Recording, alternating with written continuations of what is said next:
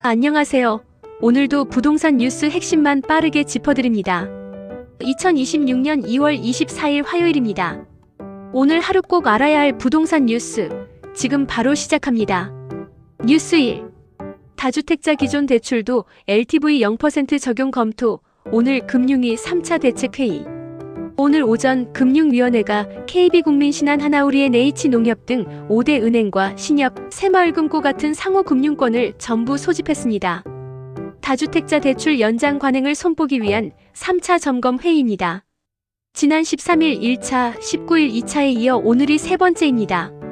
앞선 두 차례가 현황 파악에 집중했다면 오늘 회의는 본격적인 실행 방안을 꺼내드는 자리입니다. 핵심 안건은 이겁니다. 수도권과 규제지역 아파트를 두 채 이상 보유한 다주택자가 기존 대출의 만기를 연장할 때 지금까지는 관행적으로 자동 연장을 해줬는데 앞으로는 이것도 신규 대출과 똑같이 LTV, 즉 담보대출 비율을 0%로 맞겠다는 겁니다. 사실상 기존 대출을 회수하겠다는 뜻입니다. 대상은 일단 서울과 수도권 규제지역 안에 있는 아파트로 한정하고 빌라나 다세대는 세입자 보호 때문에 이번엔 건드리지 않는 방향으로 가닥이 잡혔습니다. 임대사업자 대출의 경우 만기 연장 심사 때 RTI, 그러니까 임대소득이 이자 비용의 1.5배를 밑돌면 연장 자체를 막는 방안도 거론되고 있습니다.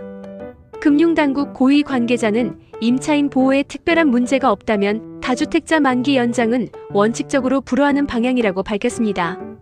이 조치가 실제로 시행되면 규제지역 아파트를 여러 채 보유한 다주택자들이 대출 상환 압박을 받게 되고 결국 매물이 시장에 더 많이 나올 수 있습니다. 반대로 세입자가 있는 집이 경매로 넘어가는 사태가 벌어지면 오히려 임차인 주거 불안으로 이어질 수 있다는 우려도 나오고 있습니다.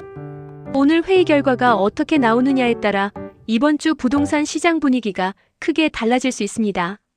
뉴스 2.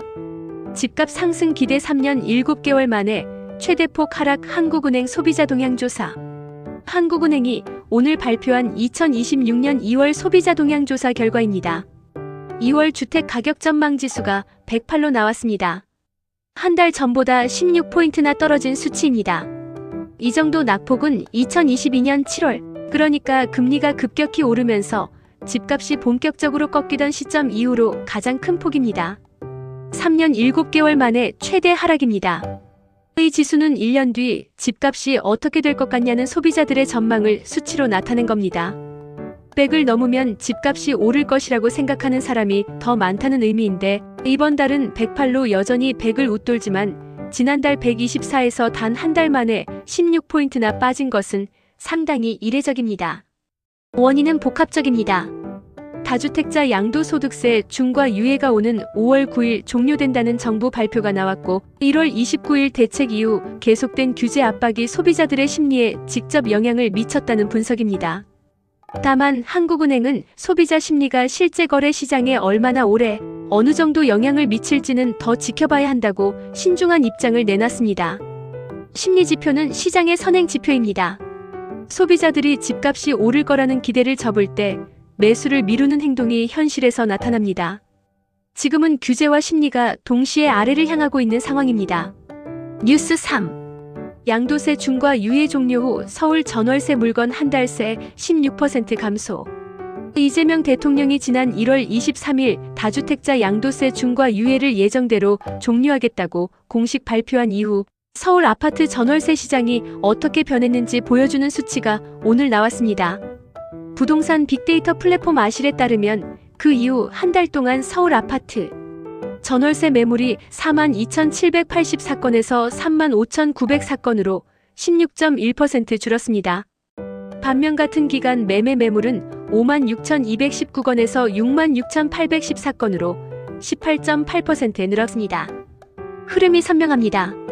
5월 9일 이전에 팔아야 세금을 덜 낼 수 있으니 세를 주고 있던 다주택자들이 전세 세입자를 내보내고 매매로 전환하는 겁니다. 현재 1월과 2월의 전월세 갱신 계약 비중이 49.3%에 달합니다. 신규로 전세 물건을 찾는 세입자보다 기존 집에 그냥 눌러앉는 갱신 계약이 절반에 가깝다는 뜻입니다. 봄 이사철을 앞두고 새로운 전세 물건이 줄면서 의사가 필요한 실수요자들이 물건을 구하기가 더 어려워지고 있습니다. 뉴스 4. 서울 전세 매물 1만 가구 증발. 봄 이사철 앞두고 임대차 이중 압박. 봄 이사철이 시작됩니다. 그런데 서울의 전세 매물은 1년 새 1만 가구 가까이 사라졌습니다. 부동산 빅데이터 기준으로 서울 전세 매물이 지금 약 2만 2천 건 수준인데 1년 전 같은 시기 3만 1천 건과 비교하면 26% 이상 빠져 있습니다. 이유는 두 갈래입니다. 하나는 지난해 10월 15일 대책으로 서울 전역이 토지거래허가 구역으로 묶이면서 이제 아파트를 사면 실입주자만 살 수 있게 됐습니다. 전세를 끼고 매수하는 갭 투자가 막힌 겁니다. 당연히 신규 전세 물건이 시장에 나올 이유가 없어졌습니다. 두 번째는 양도세 중과 유예 종료 이슈입니다. 전세로 내놨던 집을 매매로 전환하는 다주택자들이 늘면서 세입자 입장에서는 이사를 가야 하는데 갈 곳이 마땅치 않은 상황이 됩니다. 갱신 계약 비중이 절반에 가깝고 신규 전세 매물이 씨가 마르고 입주 물량마저 줄어드는 상황에서 3월 이사철이 겹치고 있습니다. 전세 시장 긴장감이 높아질 수밖에 없습니다. 뉴스 5. 3월 전국 아파트 입주 물량 1년 전 대비 65% 급감. 직방조사에 따르면 2026년 3월 전국 아파트 입주 예정 물량이 9,597가구로 집계됐습니다. 1년 전 3월에 27,251가구와 비교하면 64.8%나 줄어든 수치입니다. 2월 물량과 비교해도 38.7% 감소입니다. 단순히 계절적 요인이 아닙니다. 수도권 입주 물량만 봐도 5,513가구로 봄 이사 수요를 흡수하기에는 턱없이 부족한 수준입니다. 배경은 23년 전으로 거슬러 올라갑니다. 고금리 환경에서 건설사들이 착공을 미루고 PF 대출, 부실 여파로 사업이 지연됐던 것들이 지금의 입주 공백으로 나타나고 있는 겁니다. 공급은 단기간에 늘릴 수 없습니다. 씨앗을 심어야 열매가 맺히듯 지금 입주 물량이 줄었다는 건 몇 년 전 공급의 씨앗이 적었다는 뜻입니다. 정부가 공급 대책을 내놓고 있지만 실제 입주로 이어지려면 최소 34년이 걸립니다. 당분간 이 공백은 이어질 가능성이 높습니다. 뉴스 6. 대출 연체율 동월 기준 10년 만에 최고치 기록. 금융감독원이 오늘 발표한 자료에 따르면 지난해 12월 말 기준 국내 은행의 원화대출 연체율이 0.50%로 집계됐습니다. 연말 은행들이 5조 원이 넘는 연체 채권을 대규모로 정리했음에도 불구하고 12월 기준으로는 10년 만에 가장 높은 수준입니다. 이 수치가 부동산 시장과 어떤 관계가 있느냐고 물으실 수 있습니다. 직접 연결됩니다. 연체율 상승은 담보물인 부동산이 시장에 경매로 나올 가능성이 높아진다는 신호입니다. 대출을 갚지 못하면 결국 집을 팔 수밖에 없고 경매 물건이 쌓이면 주변 시세에도 영향을 줍니다. 특히 지금처럼 다주택자 대출 만기 연장 제한 조치가 논의되는 상황과 맞물리면 빠른 매도 압박이 가중될 수 있습니다. 겉으로는 연체율 통계 하나지만 부동산 시장 안의 긴장을 보여주는 숫자입니다. 뉴스 7. 서울 아파트 거래 10건 중 9건이 15억 이하 대출 규제가 만든 시장 왜곡. 서울 아파트 거래 구조에 흥미로운 변화가 나타나고 있습니다. 2026년 2월 기준으로 서울에서 체결된 아파트 거래의 약 87%가 15억 원 이하인 것으로 분석됩니다. 이 수치를 이해하려면 대출 구조를 알아야 합니다. 현재 규정상 주택가격이 15억 원을 초과하면 대출 한도가 급격히 줄어듭니다. 15억 원 이하는 최대 6억 원까지 대출이 가능하지만 초과하면 4억 원, 25억 원을 넘으면 2억 원으로 한도가 낮아집니다. 결과적으로 실수요자들, 특히 3040대 직장인들이 현실적으로 살 수 있는 가격대로 몰리고 있습니다. 강남보다 노원, 도봉, 강서, 구로 같은 서울 외곽 지역 거래가 집중되는 풍선 효과도 나타나고 있습니다. 규제가 시장을 특정 가격대로 유도하면서 고가 아파트보다 중저가 아파트가 역설적으로 더 뜨거운 상황이 만들어지고 있는 겁니다. 뉴스 8. 지방세 수입 역대 최대 120조 9천억 부동산 거래 증가가 견인. 행정안전부가 오늘 발표한 지방세 수입 통계입니다. 지난해 연간 지방세 수입이 120조 9천억 원으로 2024년 대비 6조 8천억 원 늘었습니다. 2020년 지방세 수입이 처음 100조 원을 넘긴 이후 역대 최대치입니다. 행안부는 기업 실적 개선과 부동산 거래 증가 등의 영향이라고 설명했습니다. 부동산 거래가 늘면 취득세와 등록세 같은 세금이 함께 들어옵니다. 2025년 한 해 주택 거래가 전국적으로 전년 대비 13% 늘었던 것이 지방 재정으로 연결된 겁니다. 이 숫자가 의미하는 바가 있습니다. 작년까지는 거래가 살아났다는 뜻이고 올해는 대출 규제와 심리 위축으로 거래가 다시 줄고 있다는 점에서 이 지방세 최대 기록이 2026년에는 재현되기 어려울 수 있다는 전망도 나옵니다. 뉴스 9. 같은 재건축인데 한쪽은 5억 부담, 한쪽은 3억 환급 재건축 분담금 힙이 엇갈려. 서울의 두 재건축 단지 소식입니다. 광진구 광장극동 아파트와 강남구 일원동 가람 상록수 단지입니다. 광장극동은 정비구역으로 지정되면서 최고 49층, 2049가구 규모의 한강변 대단지로 거듭날 예정입니다.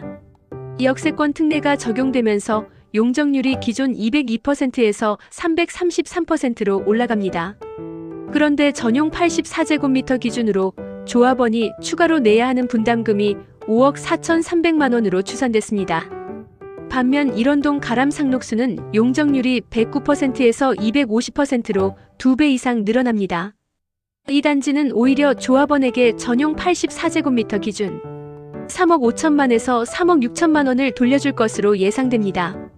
같은 재건축인데도 용적률 여유가 어느 정도냐에 따라 결과가 완전히 달라지는 겁니다.